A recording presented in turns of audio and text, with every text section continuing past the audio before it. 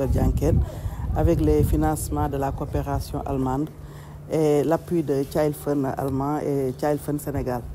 C'est un projet qui intervient au niveau des établissements scolaires et au niveau des structures de santé. Donc, c'était une collaboration avec le secteur de l'éducation et de la santé et que pendant ces 3 ans, nous avons eu à réaliser des infrastructures au niveau des écoles, notamment des blocs d'hygiène pour la gestion de l'hygiène des menstrues, qui était un volet très très important du projet, mais également aussi l'aménagement d'espaces de conseil, d'unités de conseil et d'orientation des jeunes au niveau des écoles, appelées communément ICOJ, et des espaces ados au niveau des postes de santé. Ces espaces, c'était le moment de sensibiliser les adolescents jeunes pour l'adoption de comportements favorables, mais également au niveau scolaire, surtout pour une meilleure gestion de l'hygiène des menstrues. La santé sexuelle des adolescents est un sujet tabou. Quelles sont les barrières auxquelles vous avez dû faire face? Bien, effectivement, c'est un sujet tabou. En tout cas, nous avons eu à faire ce qu'on appelle briser le silence, parce qu'avec beaucoup d'interventions, des activités et beaucoup d'activités menées, en tout cas généralement, ça a permis de lever les tabous. Maintenant, les jeunes filles s'expriment librement de leur gestion, de leurs règles, de la gestion de l'hygiène des menstrues, qui jadis n'était pas en tout cas connue.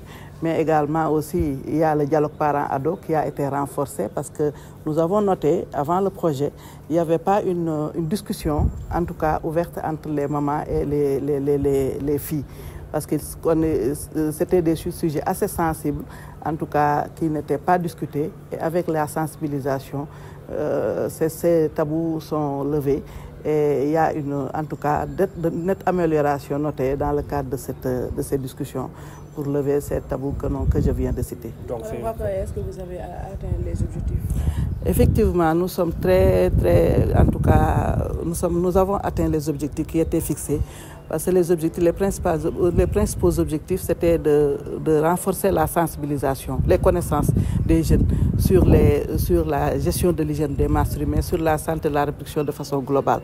Mais également aussi, il y a également la construction des blocs d'hygiène. Donc les blocs d'hygiène ont été construits dans l'ensemble des établissements aujourd'hui. Donc la gestion de l'hygiène des menstrues, toutes les commodités sont présentes, sont disponibles au niveau de l'école pour permettre à l'élève de bien gérer ses menstrues. Au niveau absence également, c'était un indicateur important du projet. C'était quand même de mettre des infrastructures pour que ça puisse impacter sur la présence des filles au niveau de l'école, diminuer les absences. Et nous avons noté qu'il y a une nette amélioration.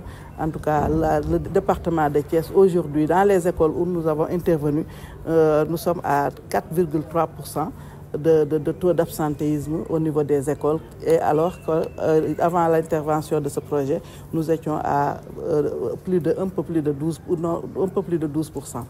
Donc ça, c'est des résultats très très positifs, mais également aussi en termes de connaissances, également aussi, nous avons eu à voir que les connaissances, il y a une nette amélioration des comportements, en tout cas des comportements favorables, mais également de la santé et de la reproduction par les adolescents jeunes.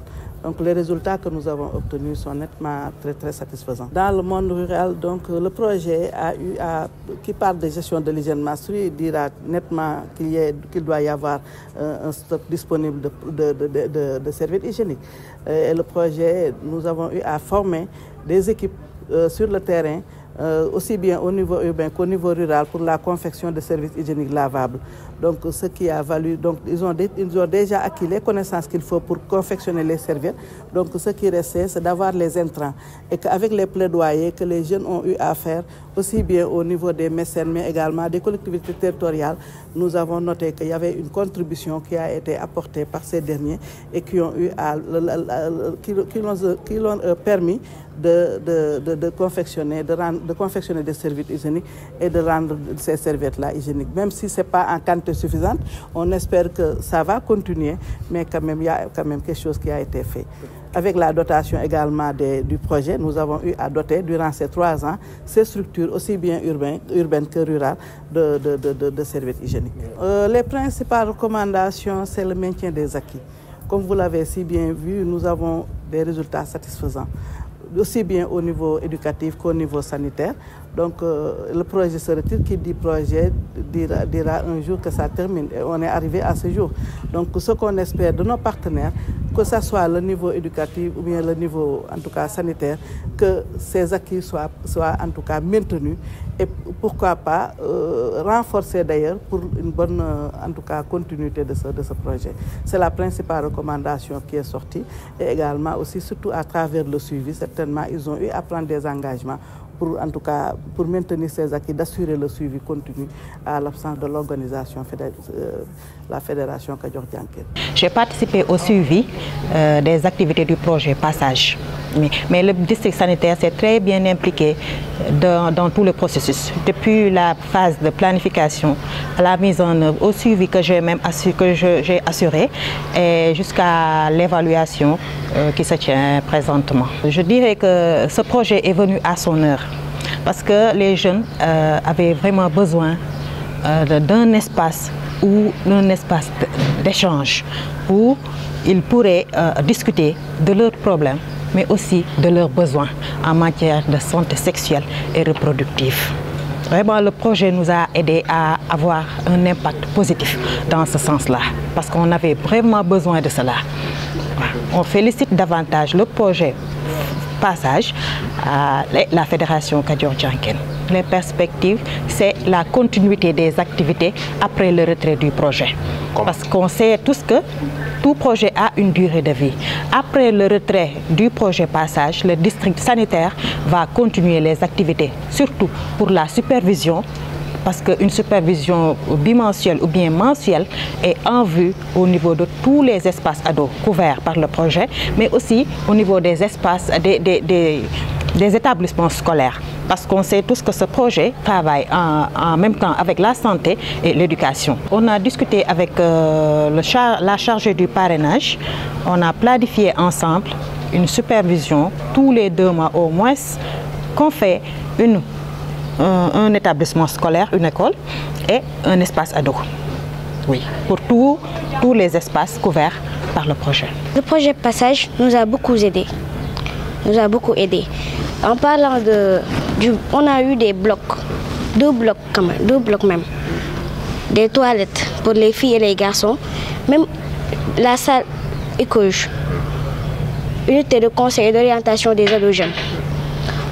Avant, si on voyait nos règles, nous allons rentrer chez nous. Mais le projet a tout changé.